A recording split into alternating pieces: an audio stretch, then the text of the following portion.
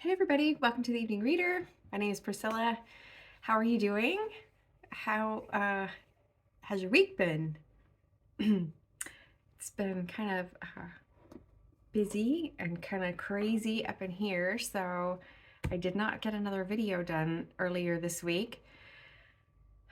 It's just getting kind of difficult to find time, especially early in the week, to shoot videos. So I'm trying to get better, or I'm trying to think of some other ideas, maybe not necessarily trying to just sit and like do a dedicated video, like unless I have a tag or something, which I do have a tag video to do. I was tagged by Annie, and I am going to do the tag. She tagged me to do the Barbie tag, so I'm planning to do that, work on that this weekend.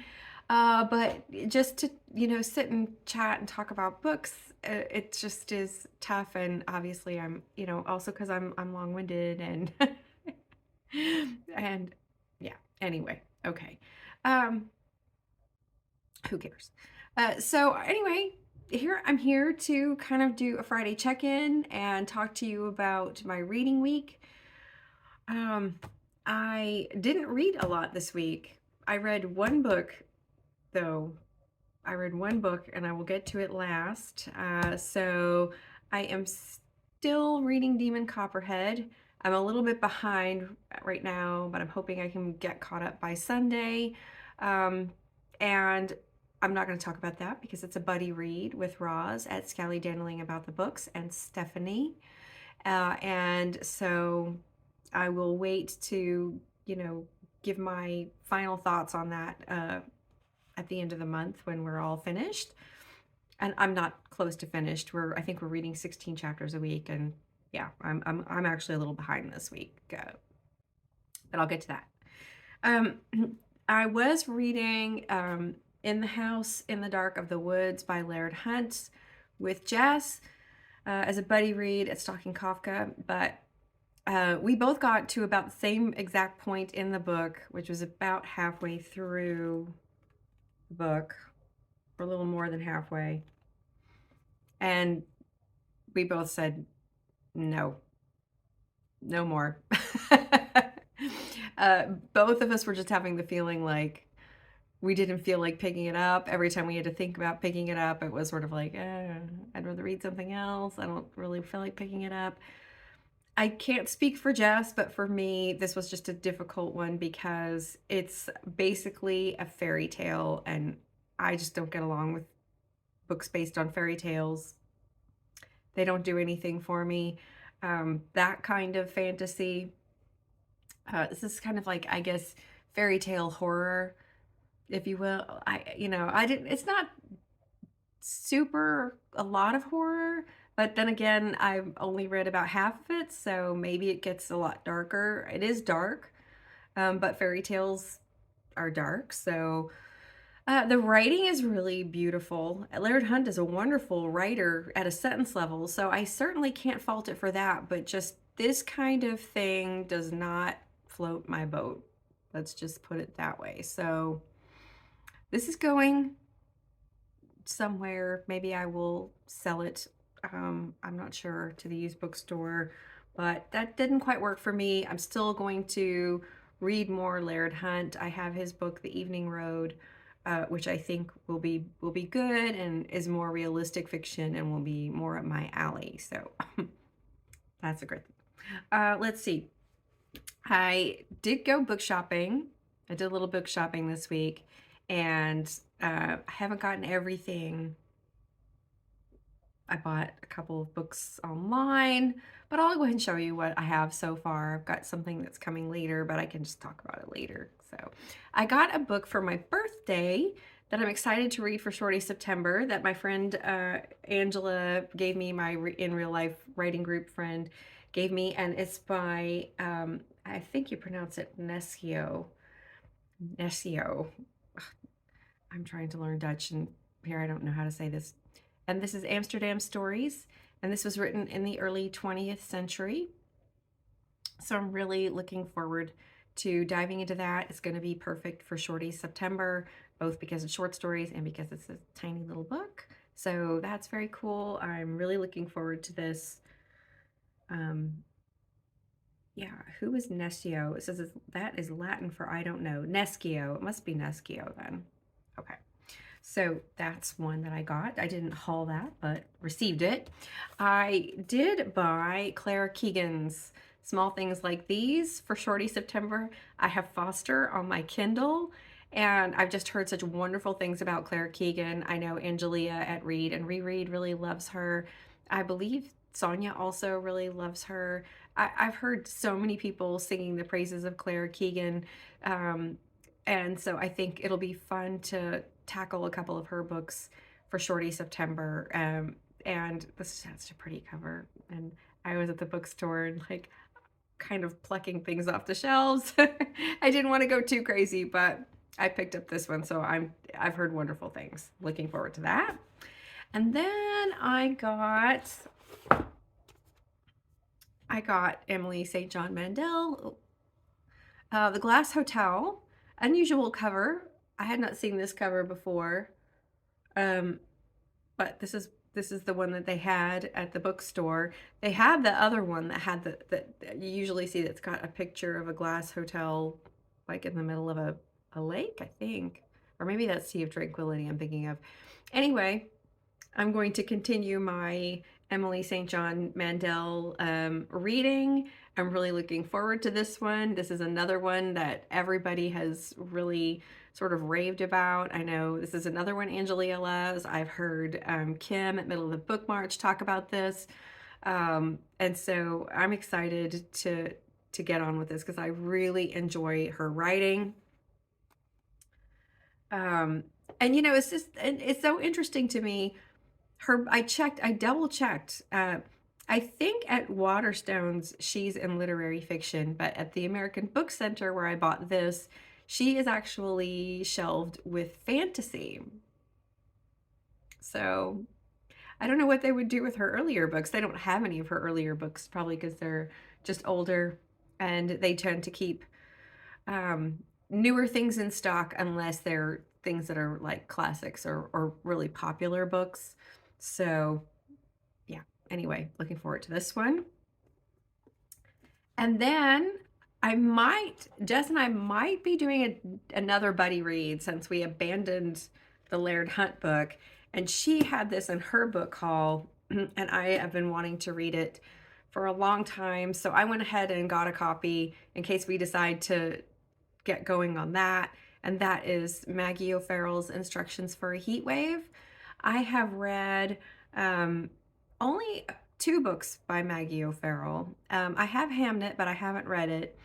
The first book that I ever read by her was The Hand That First Held Mine, and I absolutely just thought it was one of the best books of that year that I read it. I think I read it in 2014 or 2015. Just really wonderful writing. And I've always wanted to read more. And I did read her book, This Is the Place, and I thought it was just only okay. But I'm not going to shut down based on 2 books. That's like 50-50, where one was like, and the other one was like, oh, this is so good. But I've heard really wonderful things about this one, and it's set in the 70s in London, and I'm always here for any book set in the 70s. I don't know, maybe that's because that's my childhood. That's just always a decade that I love, that setting and that time period. So I'm really looking forward to picking up this one at some point, you know, whether we decide to do it as a buddy read or I end up reading it on my own. I think that's no problem at all. So that's what I got. Those are what I picked up. And for the most part, I'm just sort of looking for good writing. I want to be entertained. I want to feel like I'm really enjoying my reading, but not, how do I say this? I don't know. Simon's Savage Reads put out a wonderful video just, I think it was yesterday. Yeah, I think you put it out yesterday. That was whatever happened to reading for fun and just sometimes being in the mood to just read for fun. And then, Kim at Middle of the Book March also just put out a video about some channel changes that she's making, which, she just wants to be able to mood read. She wants to just be able to sometimes read what she wants to read. And that's a vibe. I think it's going around. I don't know if it's August or what. Um, but I'm feeling it too. I really just sort of want to have a good time. I am looking forward to Shorty September. I do have a couple of other possible buddy reads in October and November, and maybe even another one here in late August or September. And that's awesome. That's great. But I think I'm definitely in a place where I want to just kind of be reading what I feel like reading by my whims and just sort of having a good time. Um, I don't know how compatible that is with having a YouTube channel because of events and things, and you want to feel like you're part of the community and you want to feel like you're joining in. Um, but yeah, and we'll see how it goes. Anyway, uh, I got off track a little bit with my Demon Copperhead reading and with everything else in the world for about 2 days earlier this week on Sunday and Monday and Tuesday. And the reason was because I went out and bought the new Ann Patchett's Tom Lake. You guys, or you people, you guys, that's just a bad old habit. You people, y'all. I'm a Southerner, so I can say it without irony. This book is so good. So good. So good. So what happened was I was going to wait because honestly, I was a little burned by the Dutch House. I didn't love the Dutch House. I love Ann Patchett, but I did not.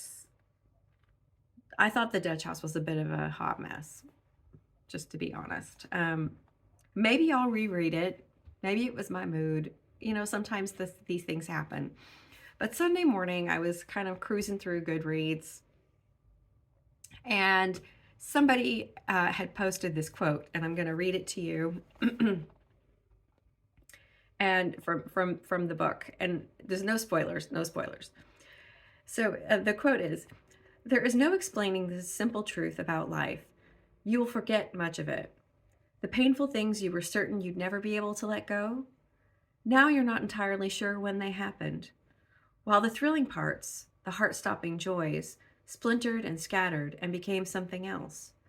Memories are then replaced by different joys and larger sorrows, and unbelievably, those things get knocked aside as well, until one morning you're picking cherries with your 3 grown daughters, and your husband goes by on the gator, and you are positive that this is all you've ever wanted in the world." And I read that quote, and it just was one of those moments, and maybe some of you have these moments too, where it's like, I have to read that book. I have to read it, and I have to read it now. So the bookstore doesn't open until noon. And I was there well, not at noon, but I was there by 3 o'clock and picked up this and started it right away.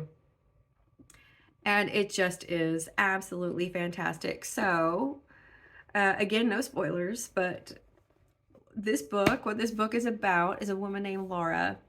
And when the book opens, she is working with her best friend Veronica at helping to set up an audition for community theater for a community theater performance of Our Town. And she and her friend Veronica are running sort of the audition check-in table. So they're having people fill out forms, and they're taking all the headshots, and they're giving people their numbers for the auditions, and getting it all organized. And they're teenagers. They're in high school. And it's just so well done. So that's how it starts. And then probably 9 or 10 pages in, all of a sudden, um, the story gets interrupted, and we're sort of catapulted into 2020, and it's one of Laura's daughters, and she's asking her, she's interrupting the story to say, wait a minute, you always said blah blah blah. And that's how the story is structured. Laura is telling the story of how she met and fell in love with a famous action star named Peter Duke. Her daughters are sort of on her to tell this story, and they have all come home to the family farm. It's a cherry farm, or a fruit farm, really. They have cherries, they have apples, they have pears in Michigan, because of COVID. And all the daughters are in their mid to early 20s. She has three: Emily, Maisie, and Nell. And it's during the harvest, it's during the cherry harvest. So they are working to pick the sweet cherries off the trees. And as they are doing this, she is telling them the story of this summer that she did summer stock as an actress, and she fell in love with this actor. And the structure is so wonderful. She weaves it so well. So it's dual timeline, but it's not dual timeline like a chapter here, a chapter there, or a section here, a section there. She is telling them the story, and then they come in and will interrupt, and then life interrupts, business on the farm interrupts, family news interrupts, and then she goes back then again to the story, of how she became an actress and met this famous man, and then tells the story of their relationship during that summer. And it's such an astounding book. And the back here has a part, on the back here, it has also a quote from the book. This is a story about Peter Duke, who went on to be a famous actor. This is a story about falling in love with Peter Duke, who wasn't famous at all. It's a story about falling so wildly in love with him, the way one will at 24, that it felt like jumping off a roof at midnight. There was no way to foresee the mess it would come to in the end. And it's really lovely, because it's also about how the story of her past has informed her present, informed her relationship with her daughters, especially her eldest daughter, Emily. It's told in the first person. Laura is telling the story, and then she is also, interacting with her daughters in the first person. And I don't know, it lends such a wonderful dimension, to have these two stories woven together in this way. And if you're worried about this being a COVID novel, if you're like, I don't read COVID novels, I'm not interested in COVID novels, this is not a COVID novel. It does take place in the early part of the pandemic, because it is summer 2020, but it gets very little mention, except for really Laura sort of being very aware that her daughters are young, and that they are sort of missing their life, and she worries about that. But then she also knows and recognizes her luck, unlike a lot of other people's luck, to have them at home with her, and for them all to be together on the farm and working that summer. But other than that, there's no, COVID doesn't really play a part. And really, Patchett also deals with other things. There's climate change, there's racism, there's misogyny or sexism, there's cancel culture, there's a woman's right to choose. There's a little bit of everything in here, but it's woven in to life. It's not in any way, it never becomes an issue novel. There's never anything that explodes in a way that it takes over this this sort of really simple story of daughters learning about their mother, and mother telling this story and sort of reliving it for herself. This one really special summer that changed the trajectory of her life. And she also holds some things back from her daughters. She kind of also holds some things back from us, but we know some things more than the daughters know. And it's just, it's masterful, masterful storytelling. The language is lovely. The the scenery is so evocative. It's so fantastic. The way she describes the farm, the way she talks about the trees and picking the fruit, the way she describes where they are for the summer stock, which is also in Michigan at the place called Tom Lake, and how they go swimming in the lake and what the environment is like and what the people are like. It's just terrific. The characters are wonderfully well drawn. And Laura herself is just magnificent. Her voice is rich. It's not quirky. This is not one of those situations where we have a narrator who is, I don't know, has too much personality, which sometimes can happen. I really think that maybe this is Ann Patchett's best book. And I think that this is a new favorite book for me, period. What was my favorite Ann Patchett before this? I'm an Ann Patchett completist. No apologies for that. I love her work. I don't love all of her books, though. I didn't, like I said, I didn't get along with The Dutch House. I didn't really like Run. I didn't think it was very well. I didn't think she pulled off what she was trying to pull off, let's just say. Taft was only okay. The Magician's Assistant, I thought, was kind of ridiculous. But I've loved all of her other books, fiction and nonfiction. But which one's my favorite? I guess Commonwealth.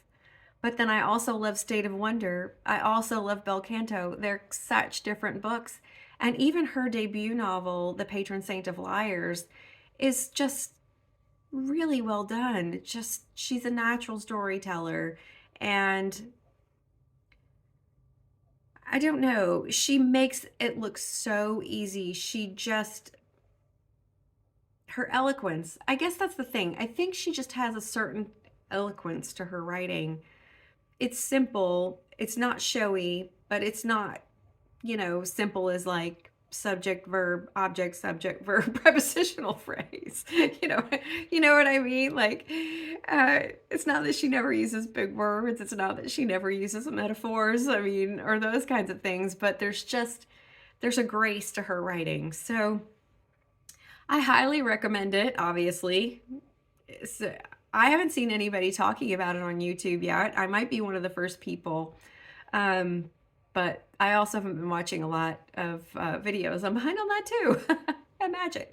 So, yeah, Tom Lake, I'm planning to read it again soon. I've already reread the first chapter. Yeah,